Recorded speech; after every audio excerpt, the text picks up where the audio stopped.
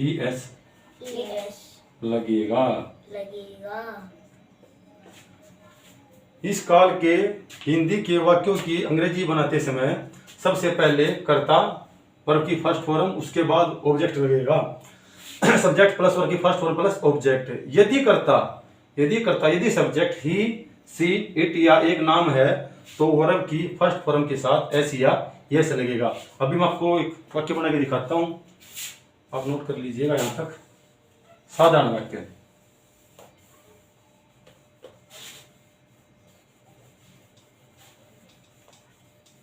हम तो जब पढ़ते थे तो ना सब ब्लैक बोर्ड में पढ़ते थे तो ऐसे ही मिटता था, हमारा मॉनिटर होता था जो वही नीचे वाला लिख लिया।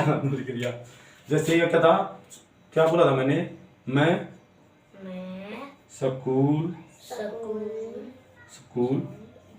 जाता हूँ। अभी स्कूल कौन जा रहा है? अभी मैं जाता हूँ। तो कौन है ये? आर्यन। आई क्या है? आर्यन नहीं बेटा, ये आई है। आई है ये, क्या आई?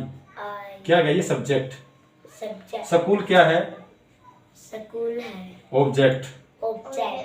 कर्म। जाना क्या है? वर्ब। वर्ब होती क्रिया। तो जैसे मैंने अभी बताया था कि बनाते समय क्या करना है, सबसे पहले क्या आएगा? सबसे पहले आएगा सब्जेक्ट। सब्जेक्ट क्या है? आई। उसके बाद तक क्या आएगा? सब्जेक्ट प्लस वर्ब की फर्स्ट फॉर्म। वर्ब क्या है? जाना। जाने क्या होगी? Go went gone. तो फर्स्ट फॉर्म आएगी। फर्स्ट फॉर्म क्या है? आई गो टू स्कूल। अगर आप आई गो स्कूल ले तो कोई गलत नहीं होता, SCHOOL, लेकिन वो प्रीपोजिशन है ये, वो बाद में बताऊंगा। ऐसे बनेगी आई गो टू स्कूल।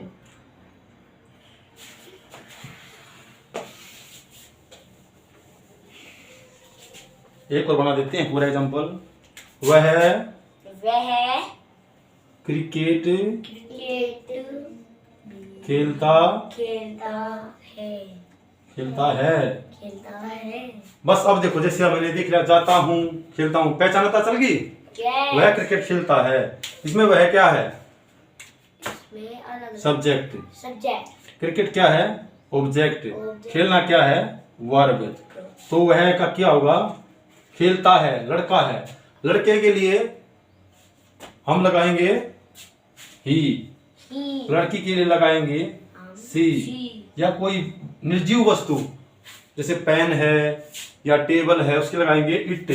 या एक नाम मैंने बताया था, एक नाम हो, मोहन, सोहन, जो भी। तो जैसे सब वह का क्या हुआ? ही।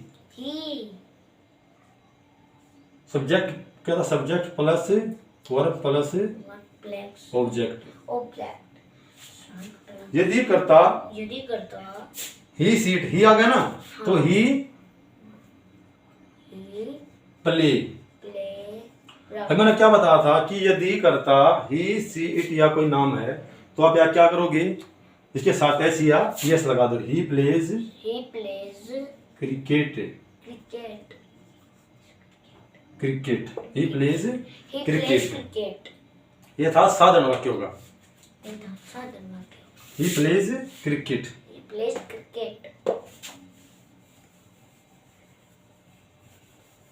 एक वाक्य और बना लेते हैं, हमें कोई जल्दी नहीं है। सीता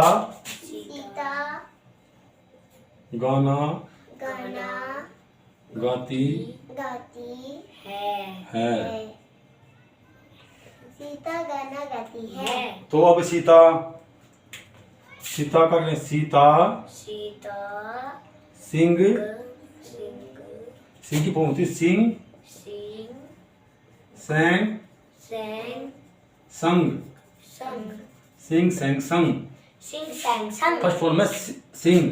तो सिंग क्या है? करता क्या है? सब्जेक्ट क्या है? ही सीट में से है ना, तो क्या क्या लगाएंगे हम? He Sita sings a song. Clear यहाँ तक?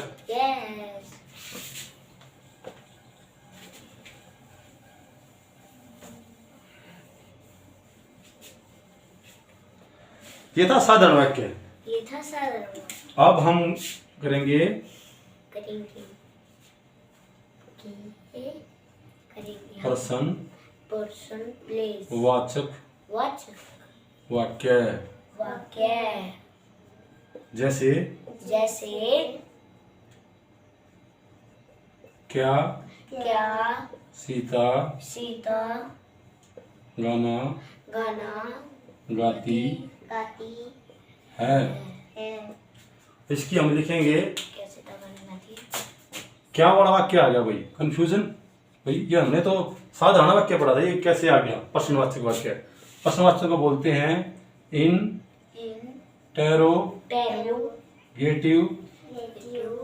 Interrogative sentences. इंटेरोगेटिव सेंटेंसेस प्रश्नवाचक वाक्य। इसकी रूल भाई, ये तो कोई नई चीज आ गई है ना क्या। तो इसमें आप एक बात नोट कीजिए, रूल में लिखेंगे हम इस काल के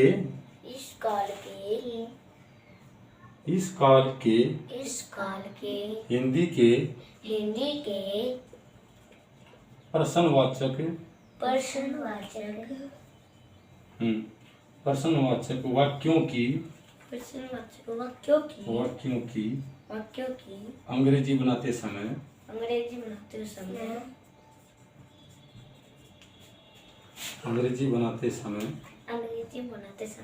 सबसे पहले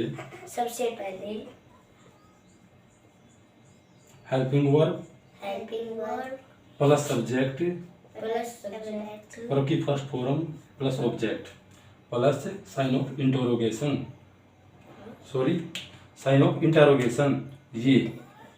ये मिस नहीं करना आपको, ठीक है। इस काल के हिंदी के प्रश्नवाचक वाक्यों की अंग्रेजी बनाते समय सबसे पहले हेल्पिंग वर्ब सब्जेक्ट वर्ब की फर्स्ट फॉर्म और ऑब्जेक्ट।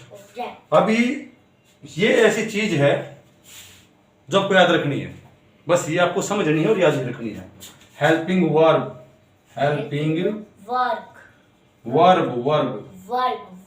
सहायक क्रिया डू डज डू और डज।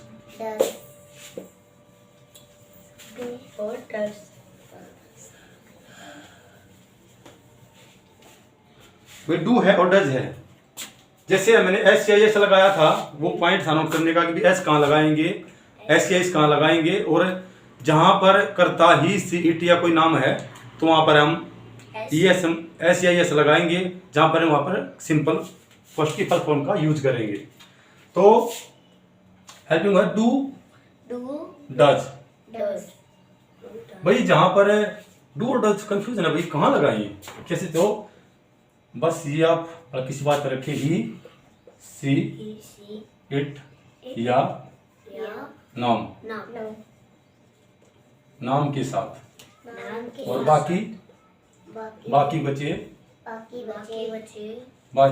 कर्ताओं के साथ, कर्ता के साथ, ठीक है।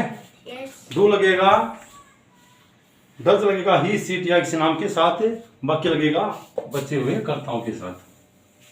जैसे क्या राम खाना खाता है। Sign of interrogation. क्या राम खाना खाता है। तो मैंने क्या बताया था, हेल्पिंग वर्ब सब्जेक्ट वर्ब की first form object plus sign of interrogation. Subject क्या है, राम। खाना क्या है, ऑब्जेक्ट। वर्ब क्या है, खाना, खा रहा है मतलब वो, ठीक है, वो खाना खा रहा है। इसकी बनाएंगे, कैसे बनाएंगे, क्या सबसे पहले आएगी हेल्पिंग वर्ब, डू या डज में से कौन सा आएगा। यहाँ पर सब्जेक्ट क्या है, ही सीट या एक नाम है ना, तो राम। राम से पहले क्या आएगा, does. DOES does Ram. Name. जब भी किसी हम वाक्य को लिखना स्टार्ट करते हैं तो उसका सबसे पहले अक्षर हम बड़ा लिखते हैं हमेशा ही, या फुल स्टॉप के बाद लिखते हैं तब भी हम बड़ा लिखते हैं। और किसी का नाम हो तब भी हम लेटर कैपिटल लेटर लिखते हैं। Does Ram, Does Ram does Ram verb, और क्या खाने की क्या है, ईट भी लिख सकते हो, टेक भी लिख सकते हो। डज राम ईट, वैसे पुराना हो चुका है, आप इसको स्लैश टेक भी लिख सकते हो। Does Ram take the the food, food of the आप दा लगाओ तभी कोई दिक्कत नहीं है, लगा लोगे तब भी कोई दिक्कत नहीं है। Does Ram take the food, food क्या राम खाना खाता है। Very good.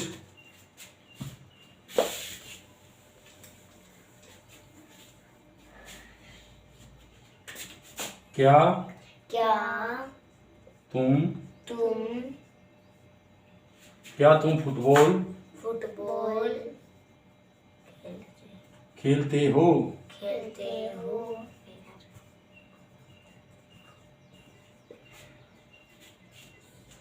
क्या आएगा, सब्जेक्ट क्या है, क्या है सब्जेक्ट है तुम, यू, तुम तो यू के साथ क्या आएगा, डज तो आएगा ही सीटिया, बाकी के साथ क्या आएगा, do, do do you, do you इसके बाद वर्ब की फर्स्ट फॉर्म, फर्स्ट फॉर्म खेलने की do you play, play do you play, do you do you play football, we play football B A double L football. क्या तुम football खेलते हो। Football खेलते हो। तो आज हम अपनी कक्षा यहीं खत्म करते हैं। आशा करते हैं कि आपको यहाँ तक समझ में आया होगा। अगर कोई बात समझ में ना आए तो आप कमेंट में लिख सकते हो। और ये जो प्रयास है आप ना ये मत समझिए, बिल्कुल आप आराम से चलिए, कोई दिक्कत नहीं है। ये वो चीज़ है, टेंस ऐसी चीज़ है, आपने रियलाइज कर भी लिया होगा कि बच्चों को वैसे तो सब कुछ आता है, वो याद भी कर सकते हैं, लेकिन उनको पता नहीं होता। आप आराम से टेंसेस को सीखिए और मैं वादा करता हूँ कि 1 महीने के अंदर, वैसे तो 12 दिन के अंदर, लेकिन 1 महीने के अंदर आपके अंदर बहुत ज़्यादा बदलाव होगा। उसके लिए सॉरी, तो मैं आपसे अनुरोध करता हूँ कि आप अच्छे से पढ़ें, अपने बच्चों को शेयर करें। आज की क्लास के लिए अच्छे से देखने के लिए धन्यवाद। हम मिलेंगे अगले एपिसोड में, तब तक के लिए नमस्ते, धन्यवाद।